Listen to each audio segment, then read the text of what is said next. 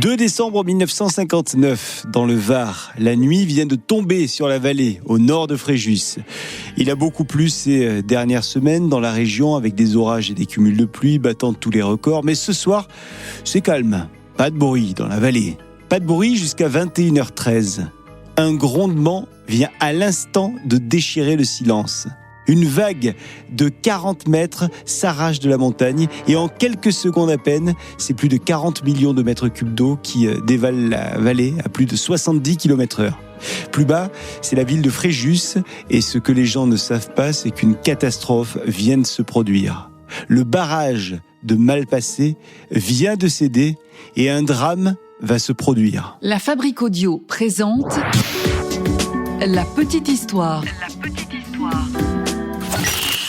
www.lafabriqueaudio.com. Salut tout le monde, bienvenue dans un nouvel épisode de La Petite Histoire. Je suis Florent Mounier, c'est moi qui vais vous narrer cet épisode qui a été écrit et mixé par Sébastien Girard. Avant de commencer, on remercie Am Forever qui nous fait une demande en commentaire d'un épisode sur Spotify. Demande d'épisode autour de cette catastrophe. Donc merci à toi Am Forever pour cette suggestion. Et si vous aussi vous souhaitez qu'on parle de quelque chose en particulier, eh bien n'hésitez pas à nous en faire part, soit en commentaire d'épisode sur Spotify par exemple ou sur YouTube, soit directement sur les réseaux sociaux de La Petite Histoire. On est sur Insta et sur Facebook. Et c'est aussi grâce à vous qu'on peut découvrir de nouveaux récits qu'on ne connaissait pas forcément, comme celle qu'on va vous raconter aujourd'hui, qui, vous allez le voir, aura marqué son époque et l'avenir même des constructions de barrages hydrauliques. Ah oui. Quelle histoire, ça aussi. Le projet de Malpasset est né dans les années 1940. Alors à l'époque, le sud-est de la France connaît une expansion rapide. L'agriculture se développe, le tourisme commence à s'imposer et les villes du littoral comme Fréjus, Saint-Raphaël manquent d'eau. Le Reyran, affluent capricieux, semble tout de même idéal pour y faire un barrage. En 1946, les études commencent.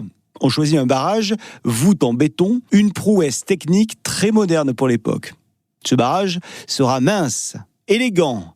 Il devrait reporter la pression de l'eau sur les parois rocheuses, réduisant ainsi la quantité de matériaux nécessaires.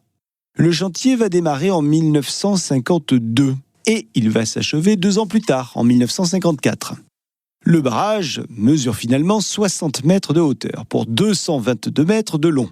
Derrière ce barrage, un lac artificiel qui retient jusqu'à 50 millions de mètres cubes d'eau. Tout semble parfait. Mais problème, car sous la surface, le sol est moins stable qu'il n'y paraît. En effet, la roche, qui est une roche proche du granit sur laquelle repose le barrage, présente des fractures naturelles. Les géologues commencent à avertir les ingénieurs. Il faudrait surveiller le pied gauche du barrage, injecter du ciment dans les fissures et choisir avec prudence le niveau maximal du réservoir. Oui, ça c'est bien joli, mais à l'époque, on n'a pas le temps. La France se reconstruit, les moyens manquent, les études se font vite, parfois trop vite, alors on continue.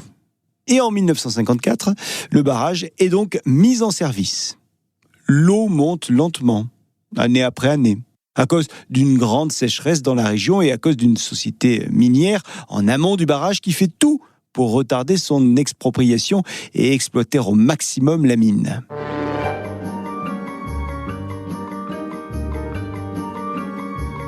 Bien, les années passent et nous sommes en novembre 1959. Ce mois-là de novembre est marqué par des pluies records. En 15 jours, il va tomber près de 500 mm d'eau sur la région, soit l'équivalent de plusieurs mois de pluie. Alors, ce mois de novembre 1959, eh bien, le Reyran grossit et il commence même à sortir de son lit. La retenue du barrage se remplit à vue d'œil. Le 1er décembre, le niveau de la retenue est au plus haut. En bas du barrage, des techniciens remarquent des suintements dans la roche côté gauche. Côté gauche, tiens, c'est ce fameux côté dont avaient déjà parlé les géologues.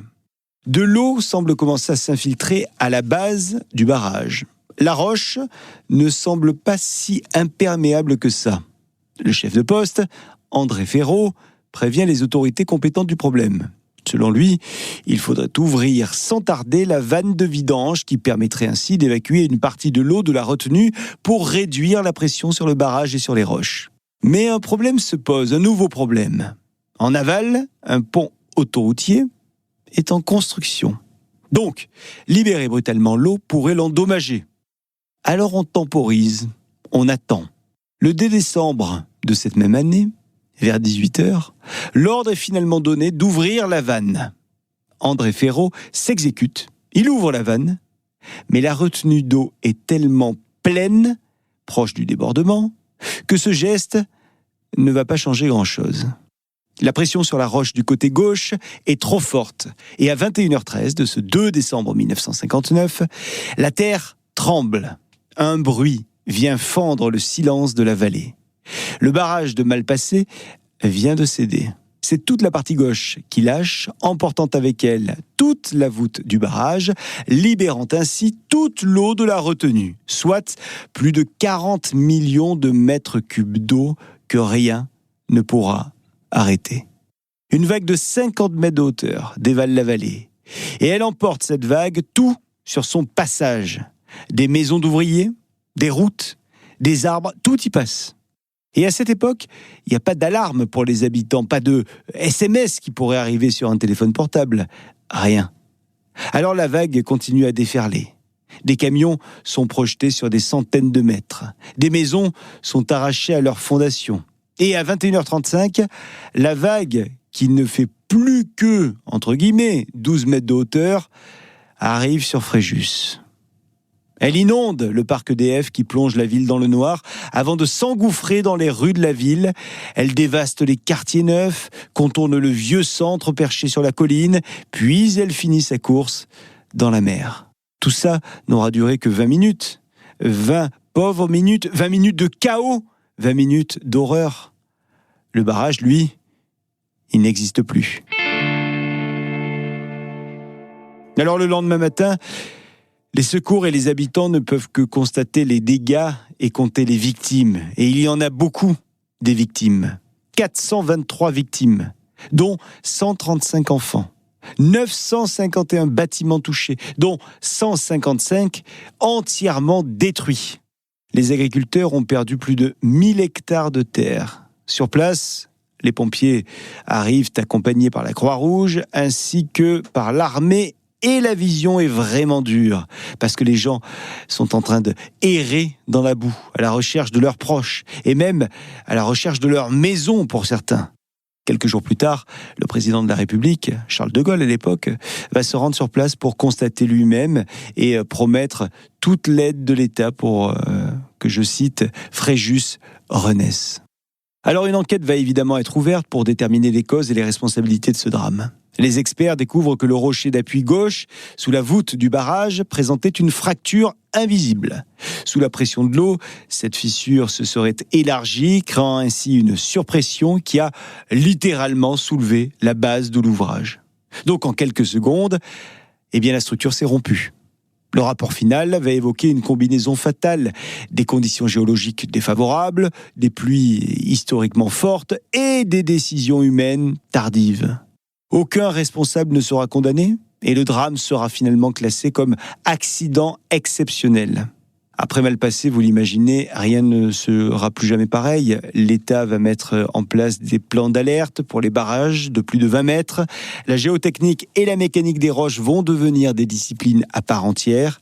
Et en 1962, un nouveau barrage va voir le jour. Plus en amont, cette fois-ci. Le barrage de Saint-Cassien.